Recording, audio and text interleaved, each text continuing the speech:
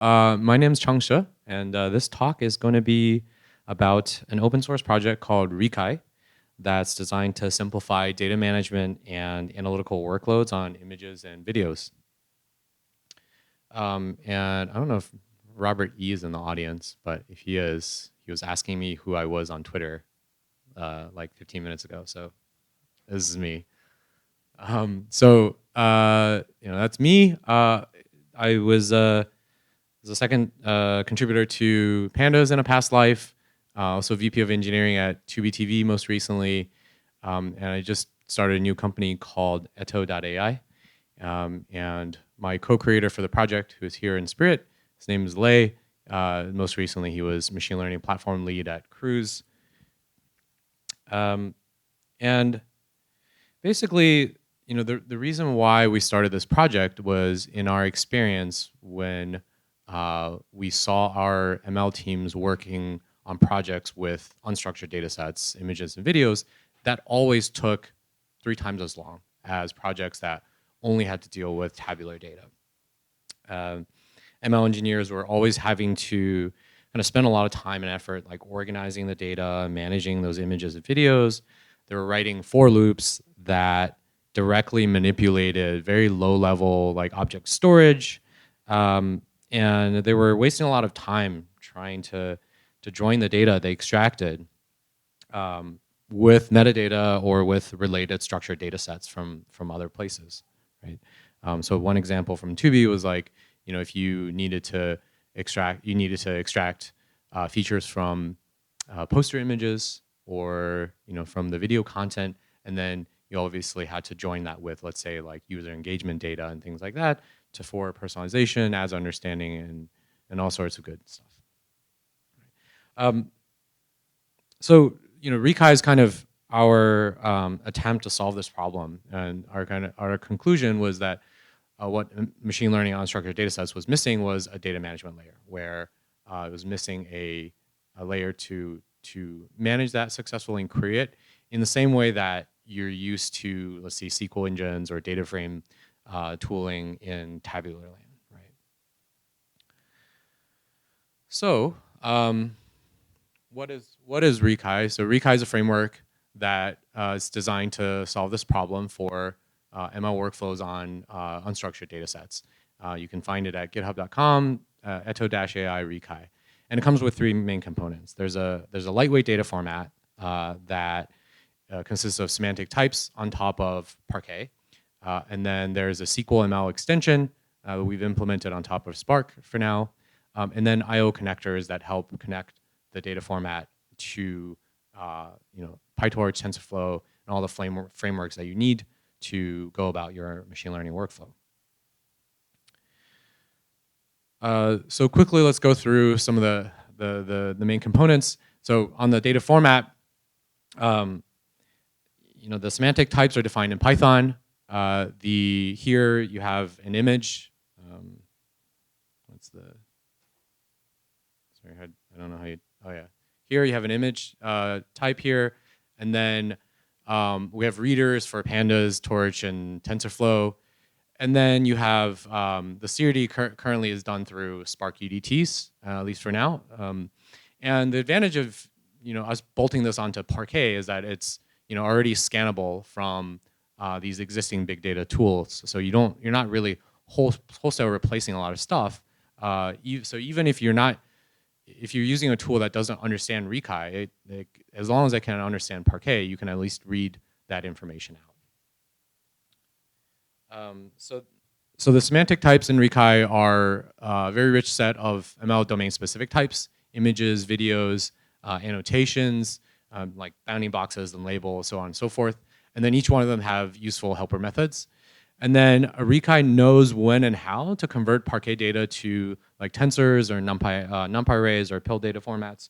So you don't have to worry about kind of converting data back and forth between different steps in your workflow. Let me skip this one. So on top of the data format, we also have a SQL extension. And here you can run arbitrary models from PyTorch or TensorFlow or sklearn or you can easily add additional model flavors from like Onyx format or something else, or just any arbitrary code. And you can invoke it as a Spark UDF in your Spark SQL as ML predict with just the model name. And then we're also building out a model evaluator with model eval. And the implementation here is just we're JITting a Pandas UDF, right, as the model executor. The model itself is registered with a model registry, and currently we support like MLflow, or you can just directly have YAML configurations on an S3 file. So I'm really happy that Peter's not here, but I'm really happy he went before me and explained this idea of like finding bad labels through model disagreement, model agreement, because this is exactly what this query gives you. It's an easy way to kind of find mislabeled data automatically in your data set, right? So here what I'm doing is, right, I'm running the YOLO v5 object detection model and also another one, SSD on this image. And then what I'm doing is looking at where the models agree with each other more than the models agree with the ground truth, which is the human labeling, right? So, and the logic is if the models agree with each other more than they agree with human labeler, then it might be a bad label, and we can flag it for the user. So here, I didn't have to figure out, okay, like loop through the images on S3. I didn't have to figure out, okay, how do I convert that image file and that's on S3 into the tensor that I can feed into my model? What is my model interface? Blah, blah, blah. All of that's done for you, and it's just a simple SQL query. And so you can extend this easily to all of the other kind of scenarios that, and Peter mentioned, and also other kind of ML workflows and data mining and data exploration situations. So to continue, so Rikai also has I/O connectors, so it's very easy for us to read and write Rikai data in like Spark and PyTorch datasets and TensorFlow datasets. We also have data converters from popular kind of machine learning formats. So Rikai understands how to convert like Cocoa format data, ROSBAGs, and then we're building out new scenes and Kitty conversion and more. The last thing I'll mention here is that Rikai also has visualization tooling. And so when users are working with, data scientists are working with images and videos in like say Jupyter Notebook, they often need to look at the images with the annotations and labels kind of put on there. And if they don't want to kind of go to a different tool to do that, but in Jupyter Notebook, the tooling is very low level, right? So you often have to go to like OpenCV or like Pillow APIs directly. Instead, because Rikai understands the types of these things, we can introduce higher level API. So Rikai has displayable abstraction, which are things that can be shown to the user, a drawable abstraction, which is like stuff that you can draw onto these displayable objects, and then renderers, where we've implemented a pill renderer that can be shown directly in the notebook itself. All right, so just a quick example here. So on the left, you'll see like here's in Jupyter Notebook today, if you were to draw a image with like bounding boxes on it, this is kind of the code that you have to write in OpenCV. With Rikai, it's just this. So I don't have to worry about, okay, I need to draw a rectangle, and then I need to figure out the position, and then like I need to know exactly which fields coming out of the images and the bounding boxes. I just put them all together, and then boom, I'm done.